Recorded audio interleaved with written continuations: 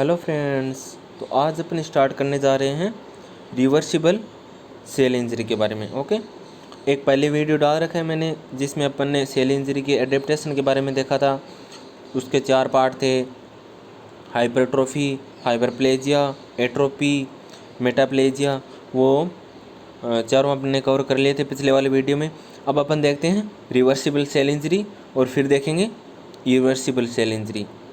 तो अब अपन reversible cell injury में देखते हैं कि भाई सेल इंजरी का मोस्ट कॉमन कॉज क्या था? हाइपोक्सिया। तो ये है हाइपोक्सिया हुआ। हाइपोक्सिया हुआ तो मतलब ऑक्सीजन की कमी हो गई। लेक ऑफ ऑक्सीजन में क्या है? माइटोकॉन्ड्रिया अफेक्ट होगा। अब माइटोकॉन्ड्रिया कैसे अफेक्ट होगा कि भाई कोई भी ग्लाइकोलाइसिस होता है वो तो एनाएरोबिक हो जाता है। एरोबिक एंड एनाएरोबिक दोनों होते हैं। तो ग्लाइकोलाइसिस में क्या है, एक ग्लूकोज के मॉलिक्यूल से पायरुविक एसिड के 2 मॉलिक्यूल बनते हैं। ओके, और फिर उनका ऑक्सीडेटिव फॉस्फोराइलेशन के लिए माइटोकॉन्ड्रिया में इंटर करते हैं लिंक रिएक्शन के थ्रू। ये अपन नेट में पढ़ के आए हैं। तो और उसके बाद में उसमें माइटोकॉन्ड्रिया में एटीपी जनरेट होते हैं। तो क्या है कि भाई माइटोकॉन्ड्रिया के लिए ऑक्सीजन ही नहीं है अपने पास। वो ऑक्सीजन नहीं है तो माइटोकॉन्ड्रिया अफेक्ट होगा। मतलब क्या इसमें एरोबिक या ऑक्सीडेटिव फॉस्फोराइलेशन नहीं होगा। वो ऑक्सीडेटिव फॉस्फोराइलेशन नहीं होता फिर तो क्या होगा? एटीपी सिंथेसिस नहीं होगा, आगे ईटीएस साइकिल भी नहीं होगा। तो मतलब फाइनली क्या अपने पास है? एटीपी सिंथेसिस नहीं हुआ। ओके, हाइपोक्सिया की वजह से माइटोकॉन्ड्रिया अफेक्ट हुआ। माइटोकॉन्ड्रिया अफेक्ट हुआ तो क्या हुआ? ऑक्सीडेटिव फॉस्फोराइलेशन नहीं हुआ। फॉस्फोराइलेशन नहीं हुआ तो अपने पास है एटीपी जनरेट नहीं हुआ सेल में। अब एटीपी जनरेट नहीं हुआ तो क्या क्या हो सकता है?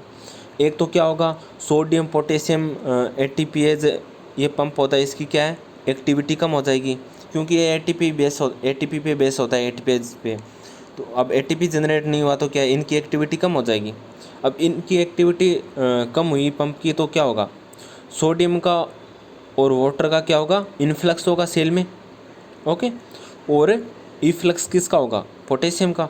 अब सोडियम और वाटर सेल के अंदर आ रहे हैं तो ये सेल के अंदर आ रहे हैं तो क्या होगा? सेल तो फुलेगी, स्वेल होगी। अब सेल स्वेल होगी तो क्या? ऑर्गन्स स्वेल कर जाएंगे। ओके, एक तो ये हो सकता है। अब सेकंड क्या हो सकता है? अब सेल के अंदर ऑक्सीजन नहीं है तो एरोबिक ग्लाइकोलाइसिस तो होगा ही नहीं, एनएरोबिक ग्लाइकोलाइसिस होगा। तो एनएरोबिक ग्लाइकोलाइसिस में क्या बनता है? लास्ट में लैक्टिक एसिड बनता है। तो क्या होगा? लैक्टिक एसिडोसिस हो जाएगा। लैक्टिक एसिडोसिस मतलब एसिड बन रहा है तो क्या होगा? पीएच कम होगी। तो पीएच कम होने से सेल्स के अंदर जो क्रोमेटिन मटेरियल है उसकी क्या हो जाएगी? क्लम्पिंग हो जाएगी बस। और फिर एक और क्या हो सकता है कि राइबोसोम अटैच हुए होते हैं रफ एंडोप्लाज्मिक रेटिकुलम से, आरईआर से राइबोसोम अटैच हुए होते हैं, लेकिन एटीपी सिंथेसिस नहीं हुआ। उससे क्या होगा? इनका डिटैचमेंट हो जाएगा, और डिटैचमेंट हो जाएगा तो क्या है? प्रोटीन सिंथेसिस नहीं होगी। ओके, तो प्रोटीन का सिंथेसिस कहाँ होता है? राइबोसोम पे ही तो होता है। डीएनए से आरएनए बनेगा और आरएनए फिर राइबोसोम पे जाके अटैच होगा और फिर क्या होगा? प्रोटीन सिंथेसिस होगा। अब ये डिटैचमेंट हो गया इनका रफ एंडोप्लाज्मिक रेटिकुलम से तो क्या होगा?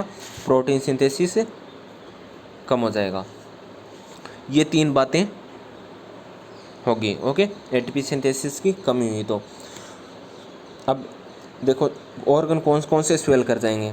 एंडोप्लाज्मिक रेटिकुलम, माइटोकॉन्ड्रिया, मेम्ब्रेन में क्या हो जाएंगे? ब्लेब्स बन जाएंगे। ओके, और वाटर क्या है? वाटर डिपॉजिट हो जाएगा मेम्ब्रेन की लेयर में, तो उसको क्या बोलते हैं? Myelin figure.